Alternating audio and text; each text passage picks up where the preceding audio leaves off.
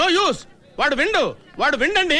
Video start చేసే ముందు ఎవరైనా సబ్స్క్రైబ్ చేసుకోకపోయింటే చేసేసుకోండి. హాయ్ హలో ఫ్రెండ్స్, నేను మీ కేఎస్కే. ఈరోజు మనం మా ఊరి సైడు వరి నాట్లు ఎలా వేస్తారో తెలుసుకుందాం. మొదటిగా పొలం మొత్తం ట్రాక్టర్తో చదును చేసుకోవాలి. ఆ తరువాత వరి నారు కట్టలుగా కట్టుకున్న దాన్ని తీసుకొచ్చి అన్ని కయ్యల్లో వేసుకోవాలి. వేసుకునేది వీళ్ళే వేసేసుకుంటా ఉన్నారు. వేసుకునేది ఎవరో కాదు, మన భీమవరం వాళ్ళేను. నేను వీడియో తీసేది చూసి వీళ్ళు ఆ వీడియో నేను చేస్తామని అడిగారు. నేను యూట్యూబ్లో పెడతానని చెప్తే అయితే మమ్మల్ని కూడా తీ అంటూ ఒకరి తర్వాత ఒకరు అడుగుతూనే ఉన్నారు. ట్రాక్టర్ చదును చేయడం అయితే అయిపోయింది. అంతకంటే ఫాస్ట్గా వీళ్ళు కూడా నాటుకుంటూ వచ్చేసారు.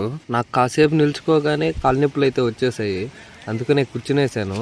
కానీ వీళ్ళు మాత్రం స్టార్ట్ చేసినప్పటి నుంచి బెండ్ అయ్యే ఉన్నారు. కానీ ఎంత ఫాస్ట్గా నాటేస్తున్నారంటే అంత ఫాస్ట్గా నాటేస్తున్నారు. తర్వాత అందరం అయితే తినేసి అయితే వచ్చేసాము. కానీ వరి నాట్లు ఎలా వేస్తున్నారో చూడాలని చెప్పి పాము కూడా మా దగ్గరకు వచ్చినట్టుంది. కానీ మా డాడీ దాన్ని మాత్రం స్వర్గానికి పంపించేశాడు.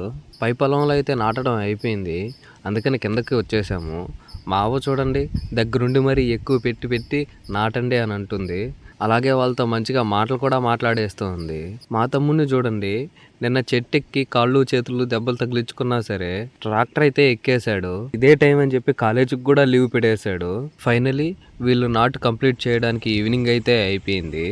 వీళ్ళు నాటడం అయితే కంప్లీట్ అయిపోయింది. కానీ మనం చేయాల్సిన పని ఒకటైతే ఉండిపోయింది. అదే ఎరువులు చల్లడం. మా డాడీ ఎరువుల్ని మూటలు కట్టుకొని తీసుకొచ్చేస్తా ఉన్నాడు.